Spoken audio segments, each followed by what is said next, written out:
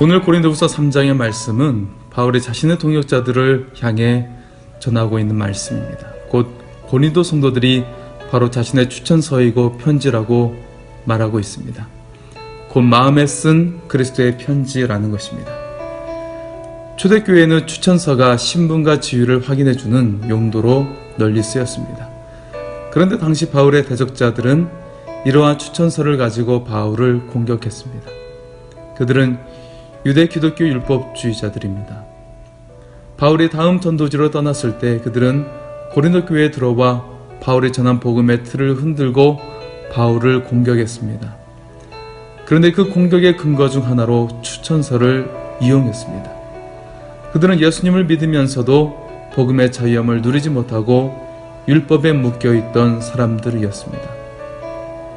대적자들은 예루살렘으로부터 받은 추천서를 가지고 와서 그것을 근거로 교회 안에서 자신들의 영향력을 넓혀갔습니다.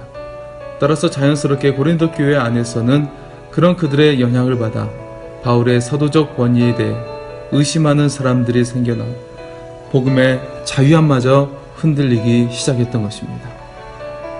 대적자들이 주장하기를 바울은 고린도에 들어올 때 예루살렘 교회로부터 추천서를 받아오지 않았고 자신들만이 예루살렘 사도들이 인정하는 추천서를 받아왔다고 주장했습니다. 그렇기 때문에 바울은 사도도 아닐 뿐만 아니라 바울의 주장은 정통이 아니고 믿음뿐만 아니라 율법도 지켜야만 하는 구원을 얻을 수 있다고 그들은 주장했습니다. 이런 이유로 인해 바울은 추천 문제를 언급하면서 자신이 고린도 교인들에게 그러한 추천서를 붙이거나 받아야 할 필요가 있는가를 반문하고 있습니다. 왜냐하면 고린도 교회는 바울이 1년 반 동안 복음의 열정으로 세운 교회였기 때문에 바울에게는 그런 추천서가 필요하지 않았습니다. 가장 확실한 추천서는 글로 쓴 것이 아니라 바로 고린도 교회 교인들 자신이기 때문입니다. 그래서 바울은 고린도 교회 성도들 자신들이 바로 추천서요 편지라고 말하고 있습니다. 2절에 이렇게 말하고 있죠. 너희는 우리의 편지라 우리 마음에 썼고 무사람이 알고 읽는 바라. 그리고 3절에 너희는 우리로 말미암아 나타난 그리스도의 편지니 이는 먹으로 쓴 것이 아니요 오직 살아계신 하나님의 영으로 쓴 것이며 또 돌판에 쓴 것이 아니요 오직 육의 마음판에 쓴 것이라 라고 말씀하고 있습니다. 참된 추천은 종이로는 다 표현될 수 없습니다. 그 추천의 내용은 삶 속에서 드러나는 것들입니다. 아무리 좋은 추천의 내용을 담은 종이가 있다 할지라도 그 내용대로의 삶이 뒷받침되지 않는다면 그 종이 추천서는 종이 더 이상의 의미 없는 휴지 조각에 불과할 뿐입니다.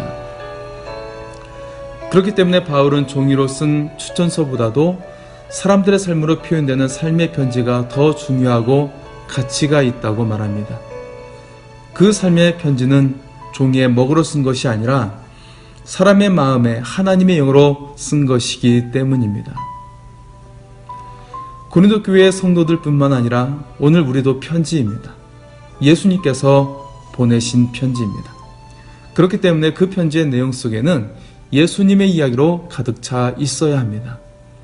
또한 우리의 삶은 편지가 읽혀지듯이 많은 사람들에게 읽혀지고 있습니다. 그렇기 때문에 사람들이 우리의 삶의 편지 안에 어떤 내용이 담겨져 있는지 분명하게 알 수 있어야 합니다. 즉 우리가 살아가면서 우리의 가치관, 선택, 태도와 행동 하나하나가 주님의 편지요 추천서가 되어야 합니다. 그리고 사람들은 우리의 언어와 행실 속에 드러나는 하나님의 메시지를 읽고 있다는 사실을 기억해야 합니다. 또한 사람으로부터 받는 추천서가 아니라 우리 속에 살아계신 그리스도를 삶 속에서 드러내는 것이야말로 우리의 진정한 추천서임을 잊지 말아야 합니다.